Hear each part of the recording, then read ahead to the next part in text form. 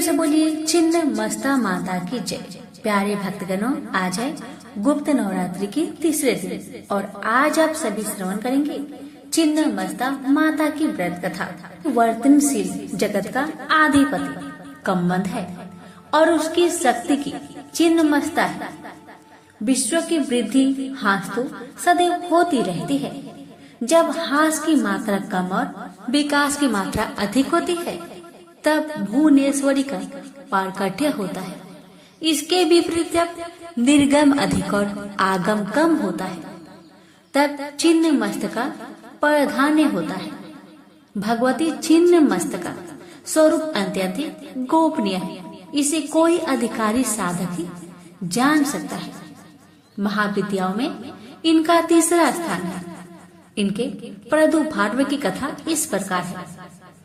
एक बार भगवती भवानी अपनी सहचरी जया और विजया के साथ मंदाकिनी में स्नान करने के लिए गई। स्नान उपरांत क्षुधागिरी से पीड़ित होकर वे कृष्ण वर्ण की हो गई।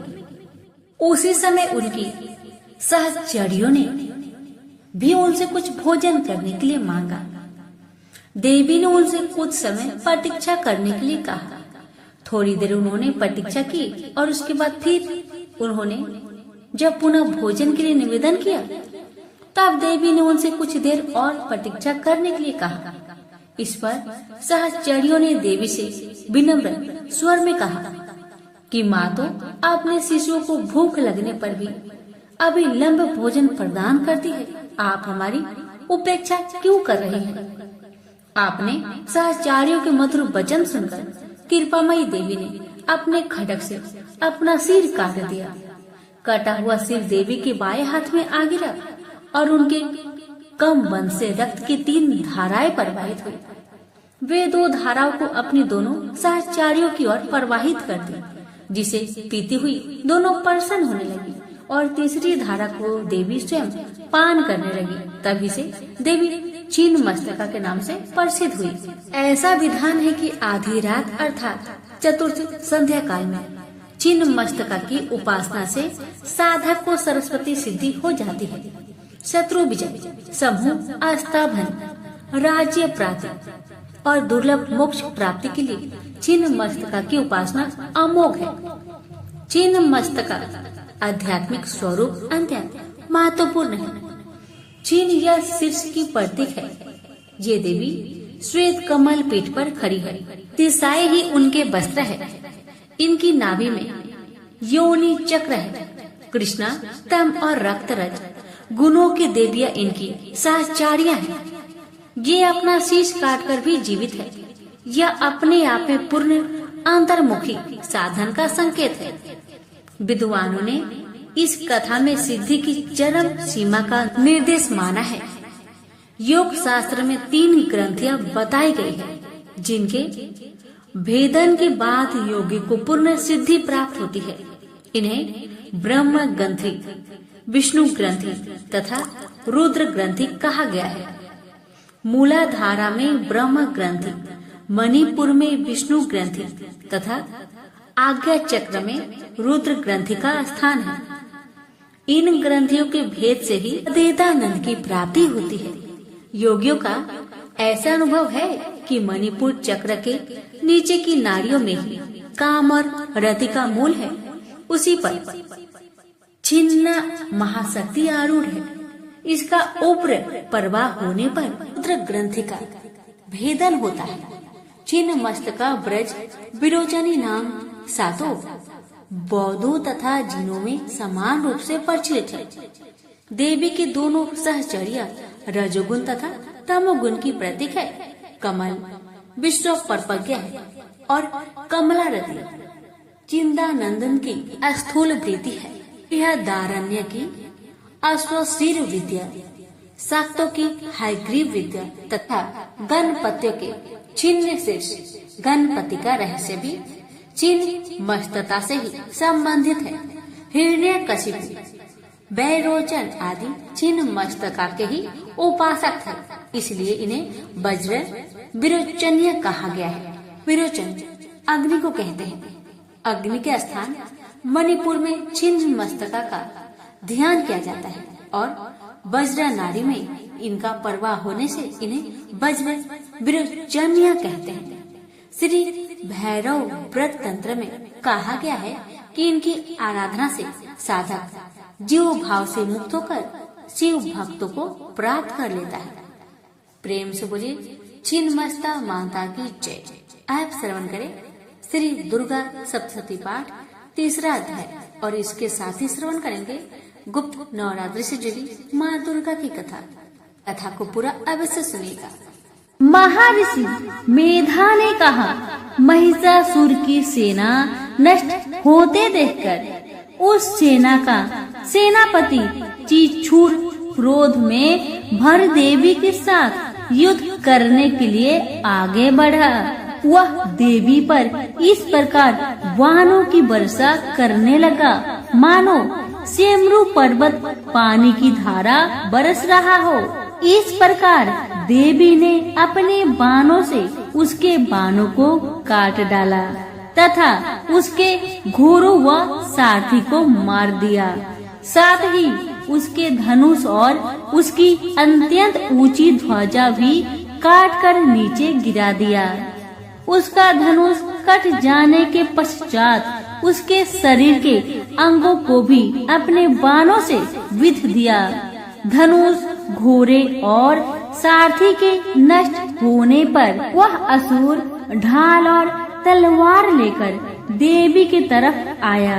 उसने अपनी तीक्ष्ण धार वाली तलवार से देवी के सिंह के मस्तक पर प्रहार किया और बड़े वेग से देवी की बाई भुजा पर वार किया, किंतु देवी की बाएं भुजा को छूते ही उस दैत्य की तलवार टूटकर 2 टुकड़े हो गए। इससे दैत्य ने क्रोध में भरकर शूल हाथ में लिया और भद्रकाली देवी की ओर फेंका। देवी की ओर आता हुआ वह शूल आकाश से गिरते हुए सूर्य के समान प्रज्वलित हो उठा। शूल को अपनी ओर आते हुए देखकर देवी ने भी शूल छोड़ा और महाअसुर के शूल के 100 टुकड़े कर दिए और साथ ही महाअसुर के प्राण भी हर लिए। चिछूर के मरने पर देवताओं को दुख होने वाला चामर नामक दैत्य हाथी पर सवार होकर देवी से लड़ने के लिए आया और उसने आने के साथ ही शक्ति से प्रहार किया, किंतु देवी ने अपने हुक्कार से ही उसे तोड़कर पृथ्वी पर डाल दिया। शक्ति को टूटा हुआ देखकर दैत्य ने क्रोध से लाल होकर शूल को चलाया, किंतु देवी ने उसको भी काट दिया। इतने में देवी का सिंह उछलकर हाथी के मस्तक पर सवार हो गया और दैत्य के साथ बहुत ही तीव्र युद्ध करने लगा और फिर वह दोनों लड़ते हुए हाथी पर से पृथ्वी पर आ गिरे और दोनों बड़े क्रोध से लड़ने लगे। फिर सिंह बड़े जोर से आकाश की ओर उछला और जब पृथ्वी की ओर आया तो अपने पंजे से चामर का सिर धड़ से अलग कर दिया। क्रोध में भरी हुई देवी ने शिला और वृक्ष आदि की चोटों से उदग्रह को भी मार दिया। कराल को दांतों से, मुक्कों और थप्पड़ों से चूर्ण कर डाला।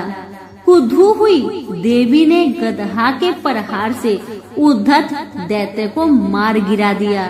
भिंदी पाल से वास्कल को बाणों से, ताम्र तथा अंधक को मौत के घात उतार दिया।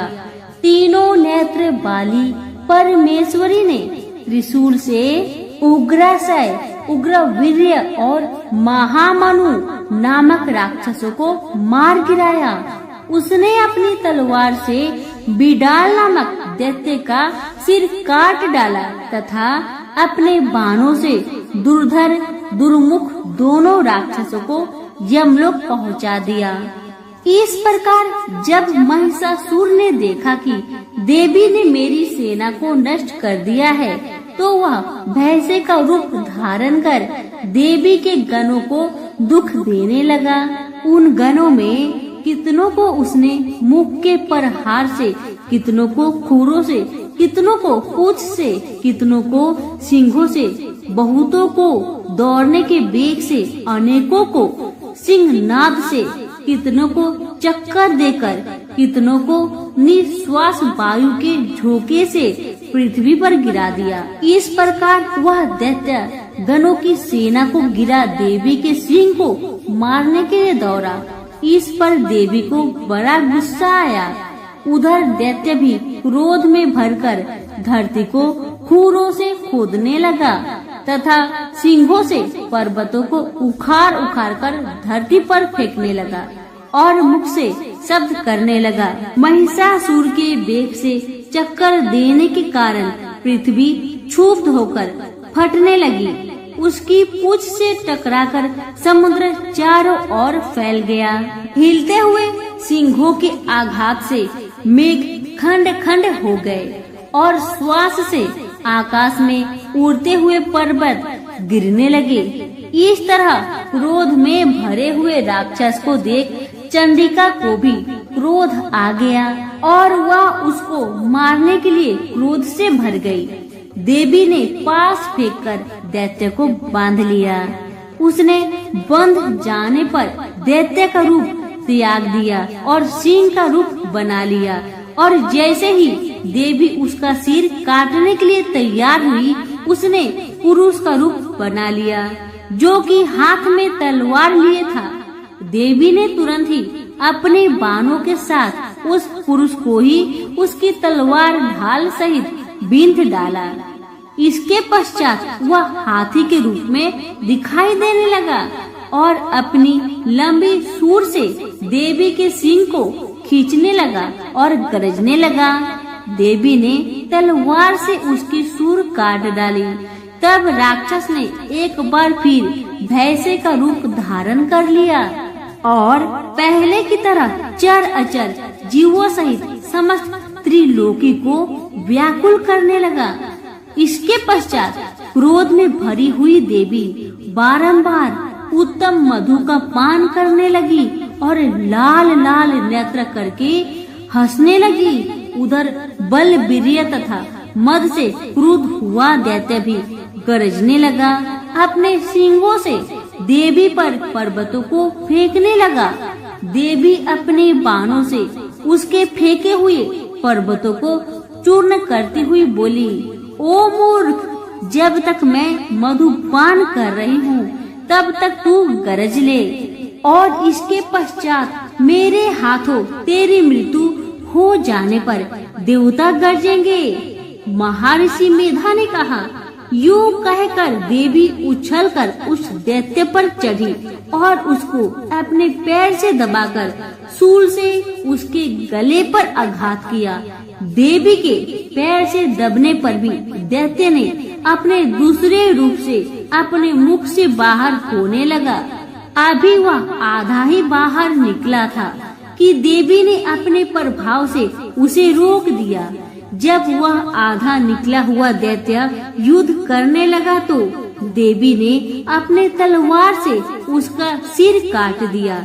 इसके पश्चात सारी राक्षस सेना हाहाकार करती हुई वहां से भाग खड़ी हुई और सब देवता अत्यंत प्रसन्न हुए और ऋषियों महर्षियों सहित देवी की स्तुति करने लगे। गंधर्व राज गान करने तथा अप्सराएं नृत्य करने लगी। तो प्रेम से बोलिए दुर्गा मैया की जय हो। महर्षि माधा बोले, देवी ने जब पराक्रमी दुरात्मा महिषासुर को मार गिराया और असुरों की सेना को मार दिया, तब इंद्र आदि समस्त देवता अपने सिर तथा शरीर को झुकाकर भगवती की स्तुति करने लगे। जिस देवी ने अपनी शक्ति से यह जगत व्याप्त किया है और जो संपूर्ण देवताओं और महर्षियों की पूजनीय है, उस अंबिका को हम भक्ति पूर्वक नमस्कार करते हैं। वह हम सबका कल्याण करे। जिस अतुल प्रभाव और बल का वर्णन भगवान विष्णु, शंकर और ब्रह्मा भी नहीं कर सके, वही देवी संपूर्ण जगत का पालन करने के लिए अशुभ भय का नाश करे।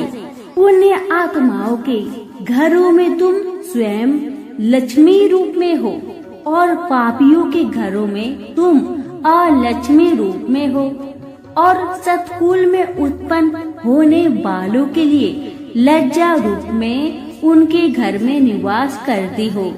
हम उस दुर्गा भगवती को नमस्कार करते हैं। हे देवी, इस विश्व का पालन करो।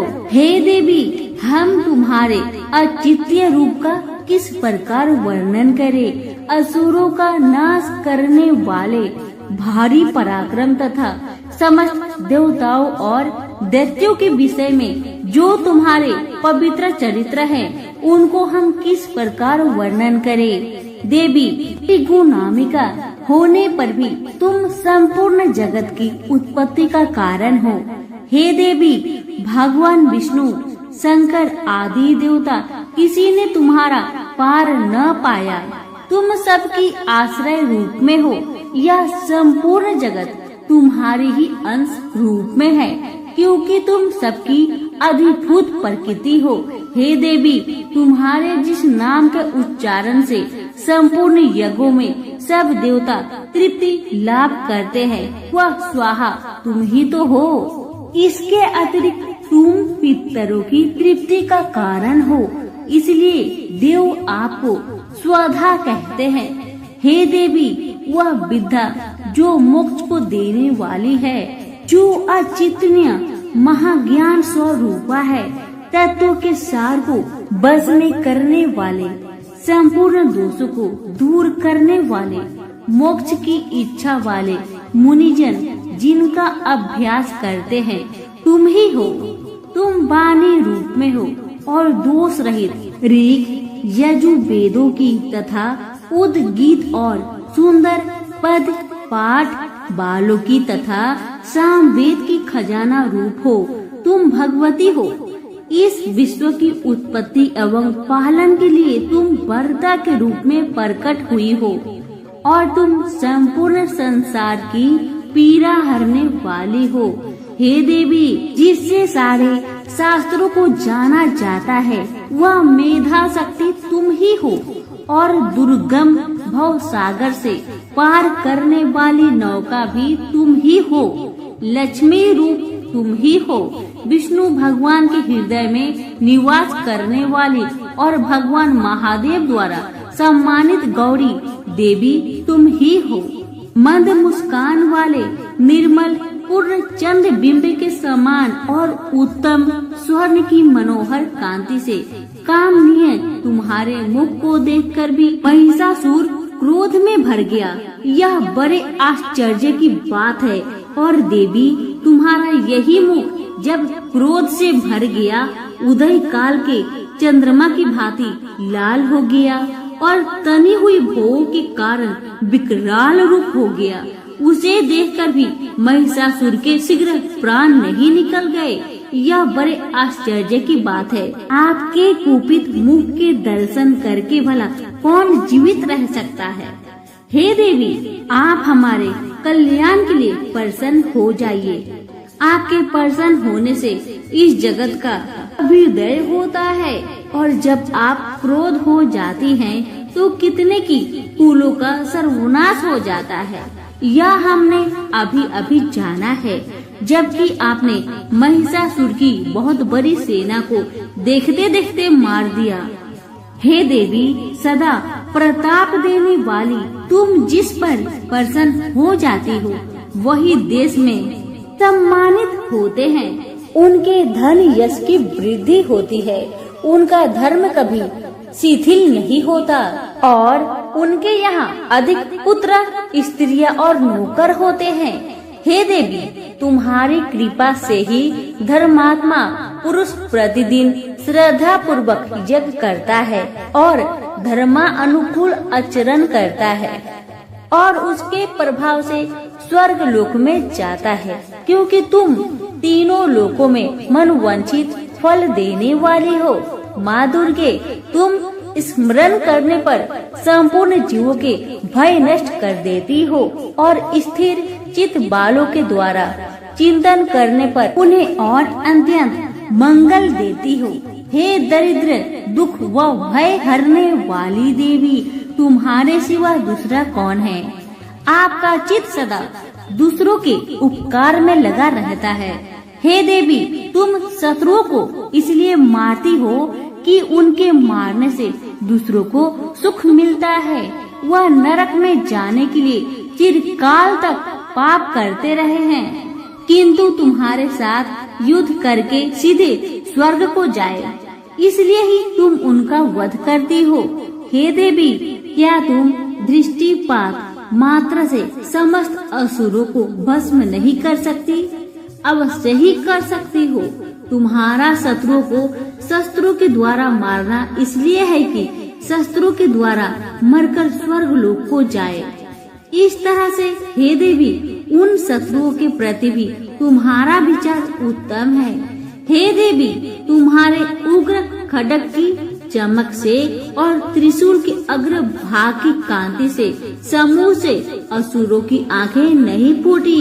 उसका कारण यह था कि वे किरणों से शोभायमान तुम्हारे चंद्रमा के समान आनंद प्रदान करने वाले सुंदर मुख को देख रहे थे। हे देवी, तुम्हारा शील बुरे वृत्तांत को दूर करने वाला है और सबसे अधिक तुम्हारा रूप है जो न कभी चिंतन में आ सकता है और न ही जिसकी दूसरों से तुलना हो सकती है। तुम्हारा बल व पराक्रम उनका भी नाश कर चुके थे। इस तरह अपने शत्रुओं पर भी दया प्रकट की है। हे देवी, तुम्हारे बल की किसके साथ बराबरी की जा सकती है तथा शत्रुओं को भय देने वाला इतना सुंदर रूप भी और किसका है?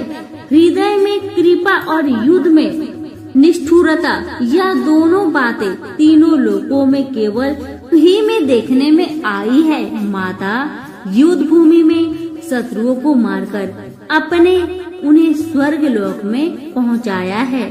इस तरह तीनों लोकों की तुमने रक्षा की है तथा उन उन्मत्त असुरों से जो हमें भय था उसको भी तुमने दूर किया है।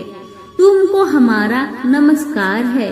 हे देवी, तुम शूल तथा खड्ग से हमारी रक्षा करो तथा घंटे की ध्वनि और धनुष की टंकार से हमारी रक्षा करो। चंडिके, आप अपने शूल को घुमाकर पूर्व, पश्चिम, दक्षिण तथा उत्तर दिशा में हमारी रक्षा करो।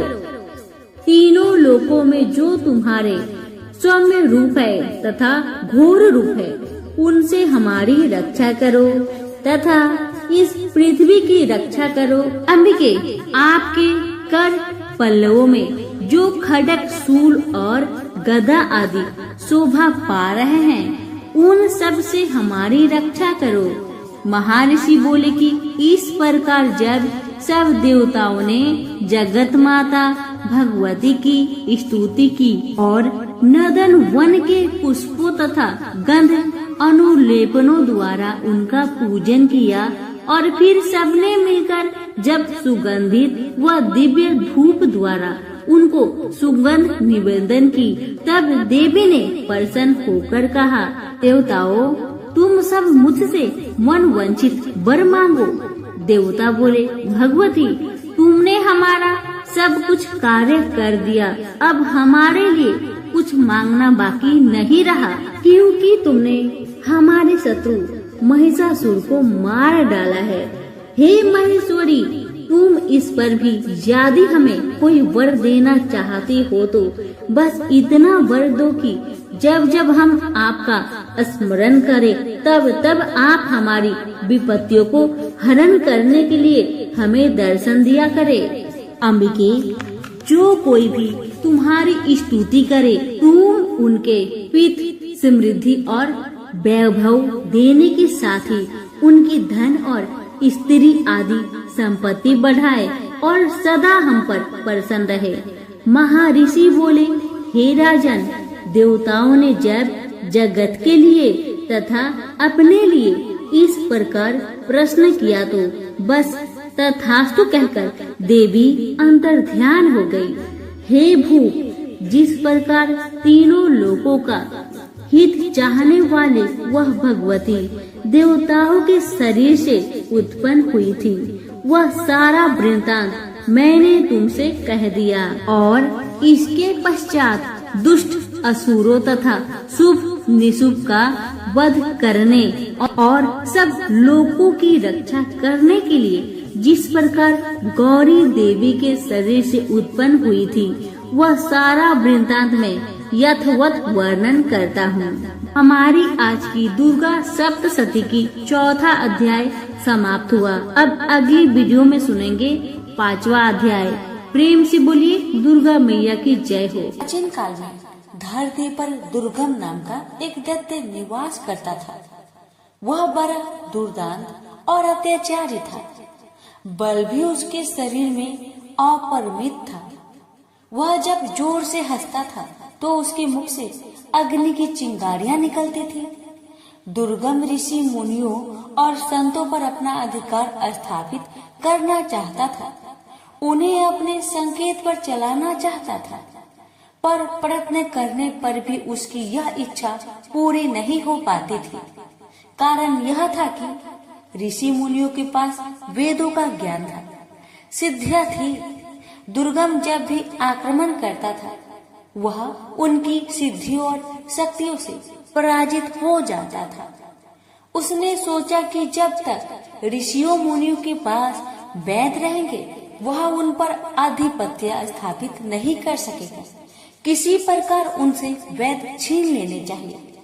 यह सोचकर वह वेद प्राप्त करने के लिए ब्रह्मा जी की तपस्या करने लगा। तप करते करते 100 वर्ष बीत गए। उसकी कठिन तपस्या को देखकर ऋषि मुनि भयभीत हो उठे। वेदों के पंडित कांपने लगे। उन्होंने एक साथ मिलकर दुर्गम के तप को भंग करने का बड़ा प्रयत्न किया, पर दुर्गम हिमालय की तरह अपने स्थान पर अडिग बना रहा। दुर्गम ने अविचलित रूप से 1000 वर्षों तक तप किया। आखिर ब्रह्मा जी का आसन हिला। उन्होंने प्रकट होकर दुर्गम से कहा, वत्स, मैं तुम्हारी तपस्या से प्रसन्न हूँ, बोलो तुम्हें क्या चाहिए। दुर्गम ने ब्रह्मा जी को प्रणाम करते हुए कहा, भगवान, यदि आप मेरी तपस्या से प्रसन्न हैं, तो मुझे वेद चाहिए। ब्रह्मा जी वरदान देकर चले गए। वेद दुर्गम के पास आ गए। ऋषि मुनि वेद ज्ञान से वंचित हो गए। उनकी सिद्धियां और शक्तियां लुप्त हो गई। यज्ञ बंद हो गए। यज्ञों में दी जाने वाली हबियां भी बंद हो गई। हबियों से परिपुष्ट होने वाले देवता निर्बल हो गए। दुर्गम ने देवलोक पर आक्रमण करके सहज ही उसे अपने अधिकार में ले लिया। देवता देवलोक छोड़कर भाग गए। उधर धरती पर पानी न बरसने के कारण अकाल पड़ गया। मनुष्य, पशु, पंछी सभी जल और अन्न के अभाव में भूखे मरने लगे।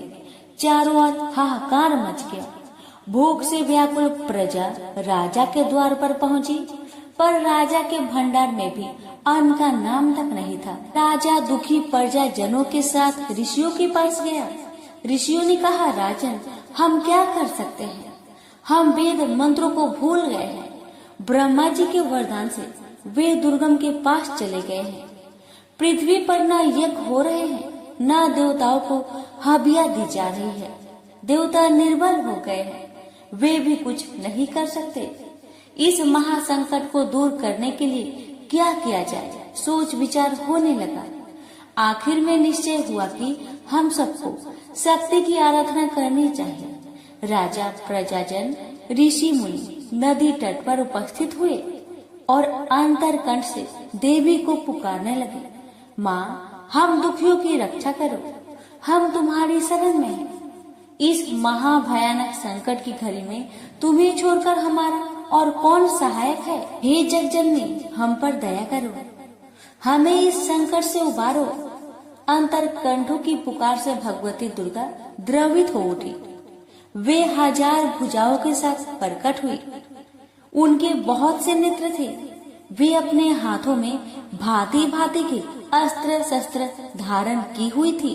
उनकी आंखों से आंसुओं की बूंदें गिरने लगी। उन बूंदों ने प्रचंड धारा का रूप धारण कर लिया। धारा वेग से ऊपर उठी और देवलोक में जा पहुंची। दुर्गा उस प्रचंड धारा को देखकर भयभीत हो उठा। वह देवलोक छोड़कर भाग खड़ा हुआ। उसके हाथ से वेद छूट गए। धारा वेदों को लेकर धरती पर लौट आई। उसने वेदों को ऋषि मुनियों को सौंप दिया। ऋषि मुनियों ने माँ दुर्गा से प्रार्थना की, माँ अब आप हमें छोड़कर न जाए, या धरती पर निवास कीजिए। भगवती दुर्गा ने ऋषि मुनियों की प्रार्थना स्वीकार कर ली। वे अपने लोक में न जाकर धरती पर ही रह गए। कहते हैं सहारनपुर की शाकंभरी देवी वही देवी है जिनकी आंसुओं की प्रचंड धारा में दुर्गम सदा सदा के लिए लुप्त हो गया था और जिन्होंने उनसे वेद भी छीनकर पुनः ऋषियों को सौंप दिए थे। प्रेम से बोलिए माँ दुर्गा की जय हो, शाकंभरी देवी की जय हो। ये माँ दुर्गा की एक अन्य कथा, ये कथा है पूजा का प्रसाद। एक ब्राह्मण था, वह बहुत गरीब था। अपनी इस दशा में भी वह माँ भगवती की बहुत बड़ा भक्त था। उसकी पत्नी भी भोली भाली थी। गरीबी की दिन बिताते हुए उसने पति से कभी कुछ नहीं कहा। ब्राह्मण की एक बेटी थी, वह बड़ी सुंदर और चतुर थी। माँ बाप अपनी बेटी को बहुत प्यार करते थे, किंतु जैसे जैसे बेटी बड़ी होती गई उसके विवाह की चिंता उन्हें सताने लगी। एक समय की बात है कि रात बहुत अंधेरी थी। झमझमाझम बरसते पानी में जब आकाश में बादल गरज रहे थे, तभी किसी ने ब्राह्मण का दरवाजा खटखटाया। ब्राह्मण ने दरवाजा खोला। सामने एक राहगीर खड़ा था। उसने कहा, मैं पास की ही गांव में रहने वाला ब्राह्मण हूँ, रिश्तेदारी में जा रहा हूँ। रास्ते में दिन ढल गया है, बरसात शुरू हो गई है, बड़ी कठिनाई से यहाँ तक आ सका हूँ। ब्राह्मण ने कहा, अतिथि के रूप में आप मेरे लिए पूज्य हैं। घर में जो कुछ रूखा सूखा है उसे खाकर संतोष करें। अतिथि ब्राह्मण सत्कार से बहुत प्रसन्न हुआ। बातों बातों में उसे ब्राह्मण की गरीबी और बेटी के विवाह की चिंता की भनक पड़ गई। उसने ब्राह्मण से कहा, आप चिंता न करें, मेरे गांव में ब्राह्मण का ही एक सुशील लड़का है। मैं आपकी बेटी के हाथ पीले करवाने की जिम्मेदारी उठाता हूँ। दूसरे दिन वह ब्राह्मण चला गया। उसी के प्रयत्न से ब्राह्मण की पुत्री का विवाह हो गया। मगर एक इच्छा और रह गई।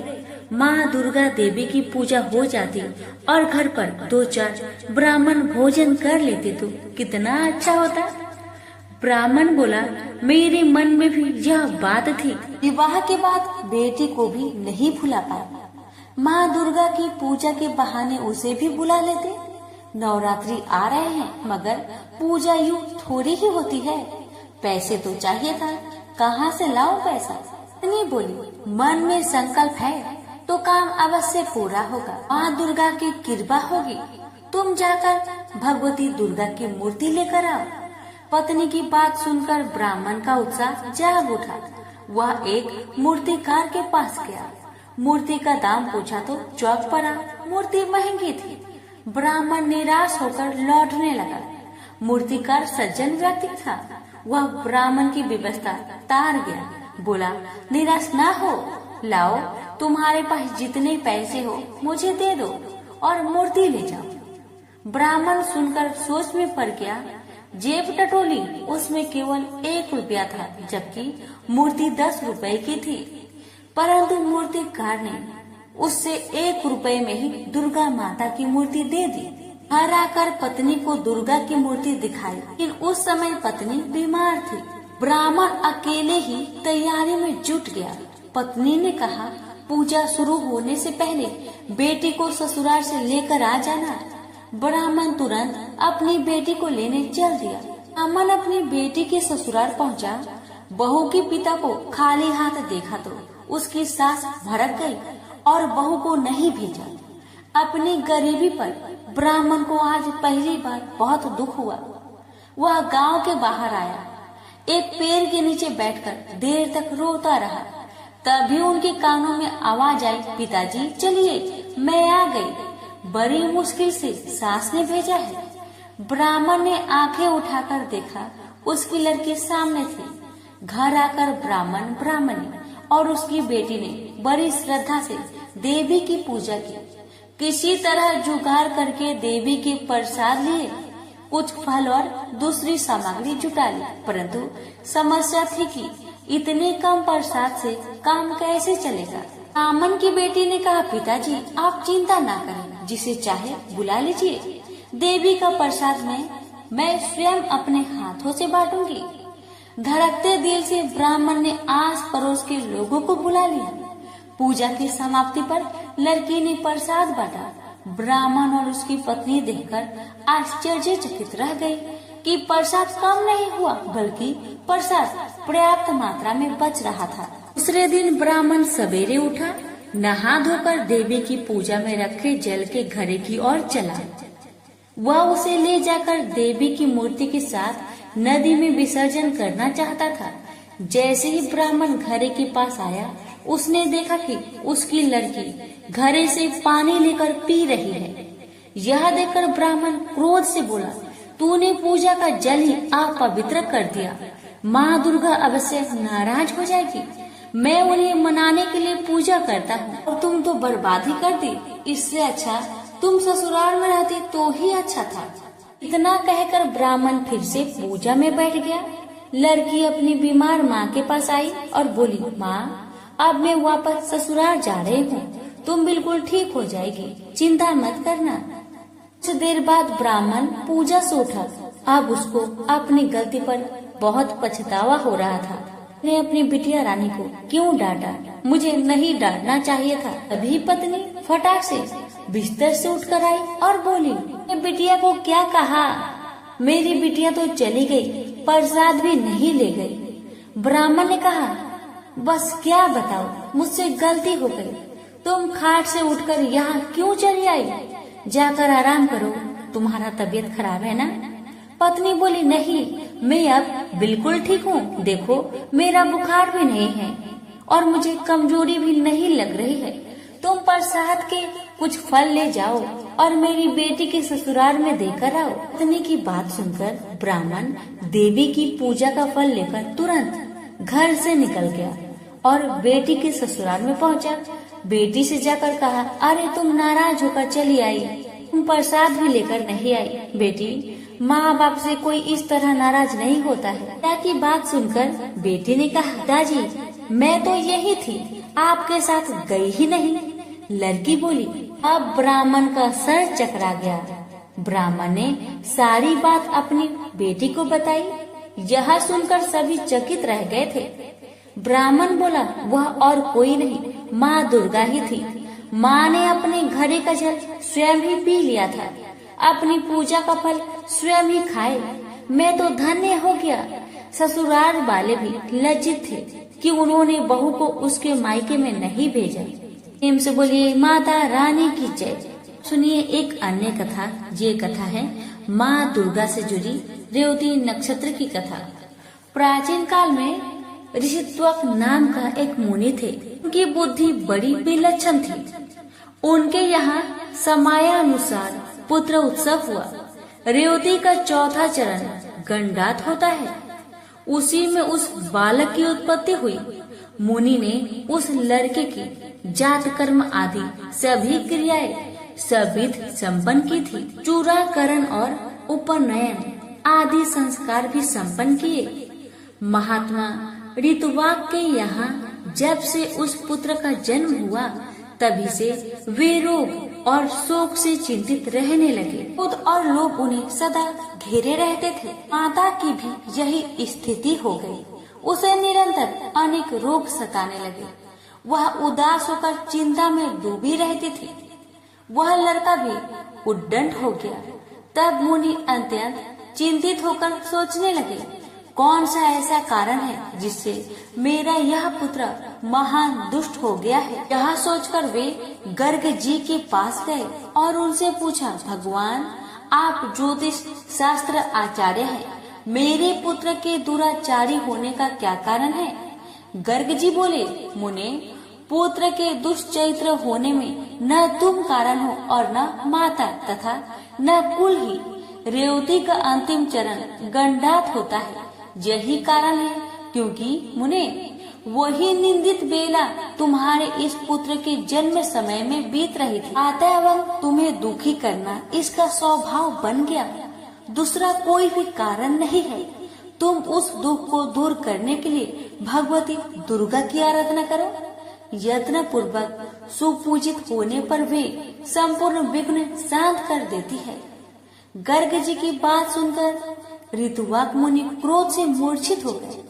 उन्होंने रेवती को श्राप दिया, वह आकाश से गिर जाए। उस समय नक्षत्र मंडल चमक रहा था, उधर सबके नेत्र लगे हुए थे। इतने में ही मुनि के श्राप से रेवती नक्षत्र आकाश से टूटकर उस गिरी पर आ पड़ा। रेवती के गिरने से वह पर्वत रेवतरु नाम से प्रसिद्ध हो गया। तब से उस पर्वत की शोभा और भी अधिक बढ़ गई।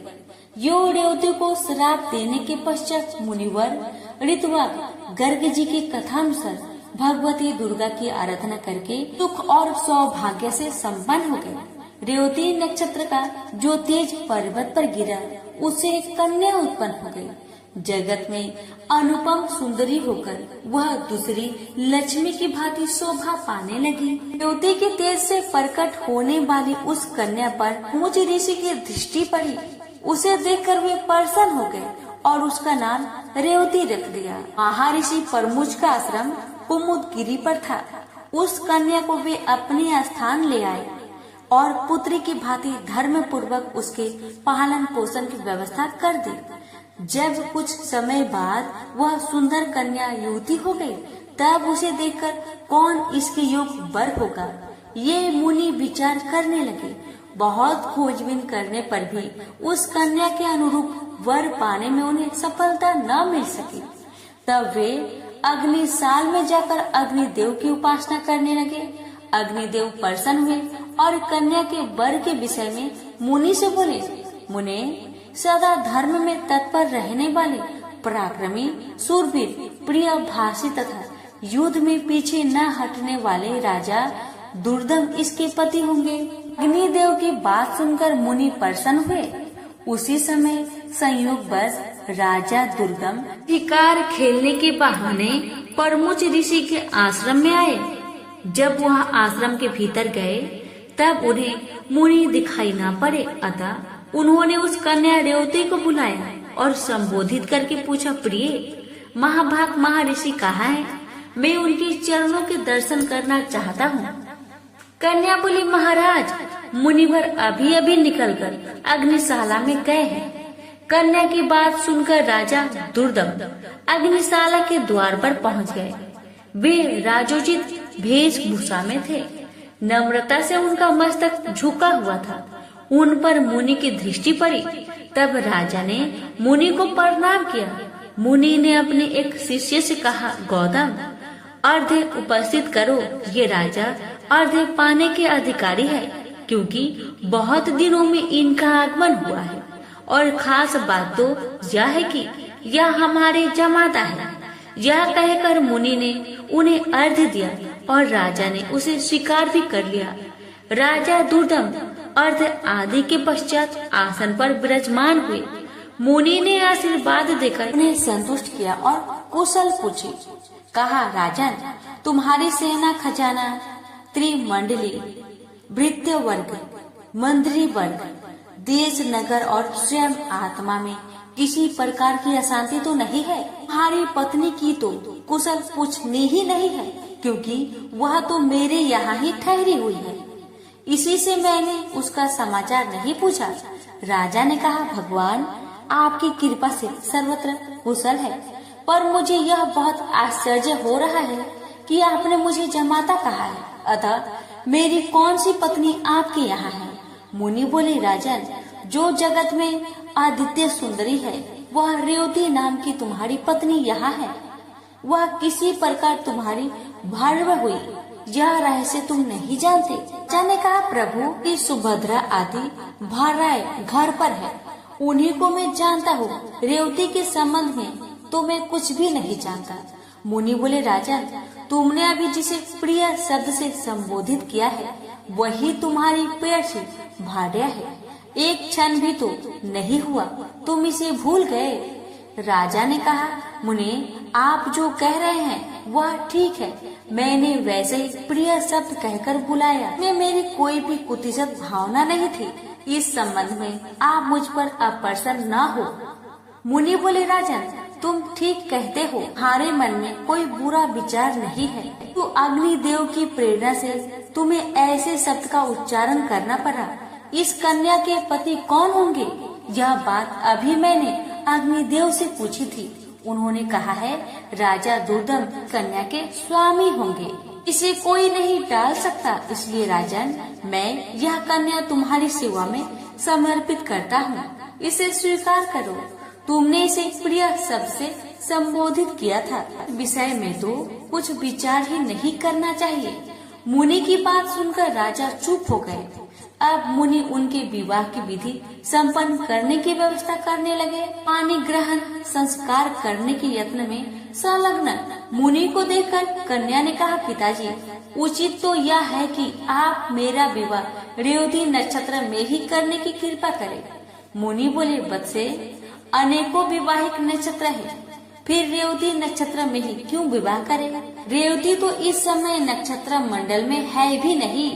कन्या ने कहा, रेवती से भिन्न नक्षत्र मेरा विवाह संस्कार सुमोचित न होगा। अतएव मैं आपसे प्रार्थना करती हूँ, इस नक्षत्र में ही मेरी विवाहिक रस्में संपन्न करने की कृपा करें। मुनि बोले, बहुत समय पहले ऋतुवाक मुनि ने रेवती को नक्षत्र मंडल से नीचे गिरा दिया था।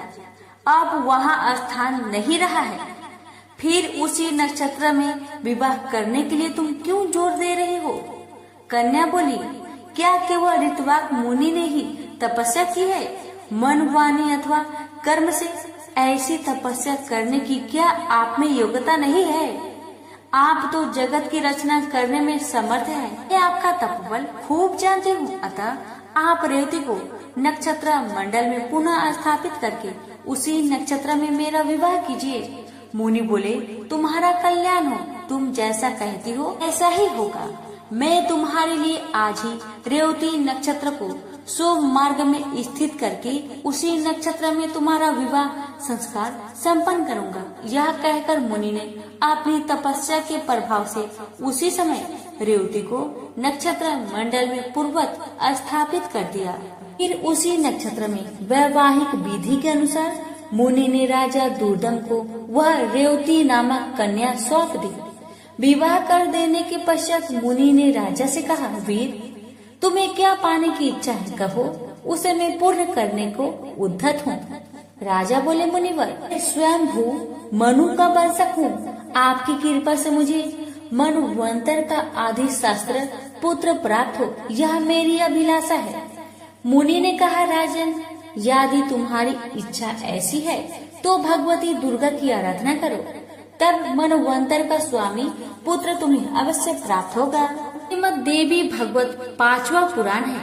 उसकी 5 आवृत्तियां श्रवण करने से तुम अपने मन के अनुसार पुत्र प्राप्त कर लोगे। इस रेवती के गर्भ से 5वां यानी रेवत नाम मनु उत्पन्न होगा। मुनि की यो कहने पर राजा ने उनके चरणों में मस्तक झुकाया और अपनी पत्नी को साथ लेकर वे अपने नगर को चले गए और राजगद्दी पर बैठकर उन्होंने शासन आरंभ कर दिया। एक बार महात्मा लोमश जी राजभवन में पधारे। राजा ने प्रणाम करके उनका स्वागत सत्कार किया और हाथ जोड़कर कहा, मुने, आप सर्व समर्थ है, मुझे पुत्र पाने की इच्छा है, अतः आप श्रीमद् देवी भागवत नाम का पुराण सुनाने की कृपा कीजिए। राजा की बात सुनकर लोमश जी बड़े प्रसन्न हुए और बोले, राजन, तुम धन्य हो। तभी तो त्रिलोक जन्मी भगवती दुर्गा में तुम्हारी ऐसी भक्ति जागृत हो गई है। जो भगवती जगदम्बिका देवता, दानव और मनुष्य की परम आराध्य है। उनमें जब तुम्हारी भक्ति हो गई तब फिर तुम्हारा कार्य सिद्ध होने में क्या संदेह है।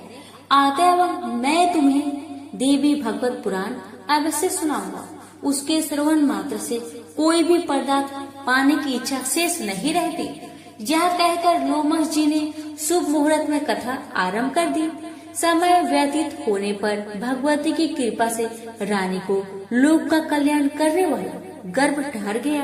गर्भ की अवधि पूर्ण होने पर ग्रहों के उत्तम युग में रानी ने पुत्र को जन्म दिया। पुत्र जन्म की बात सुनकर राजा की खुशी का ठिकाना न रहा।